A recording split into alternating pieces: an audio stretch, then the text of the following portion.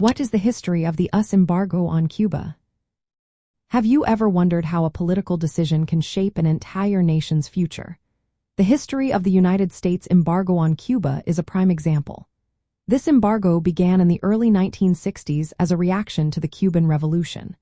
When Fidel Castro's government took control, it nationalized businesses owned by Americans and declared itself socialist.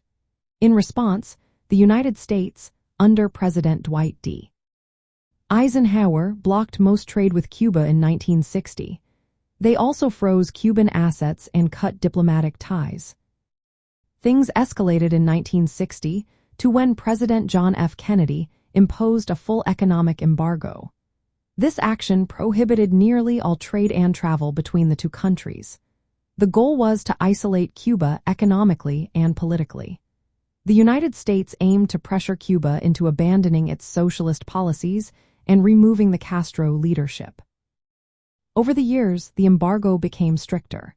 The Helms-Burton Act was enacted in 1996, adding more restrictions. This law penalized foreign companies that did business with Cuba and tied the lifting of the embargo to the end of the Castro regime. The embargo has dramatically impacted Cuba's economy. It limited access to goods, investment, and international trade. As a result, Cuba has faced economic hardships and shortages of basic necessities. Despite some attempts at improving relations, such as the reopening of embassies during the Obama administration, the core embargo remains. Only the United States Congress can lift it. From a socialist viewpoint, the embargo is seen as an attack on Cuba's sovereignty and its efforts to develop a socialist state. Many believe it is an attempt by the United States to maintain control over the region and suppress a successful example of socialism.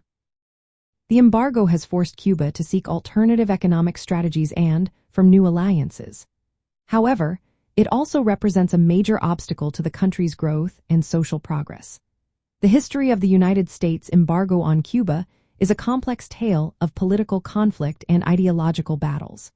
It has lasted for over 60 years, shaping Cuba's economy and political landscape while reflecting broader tensions during the Cold War.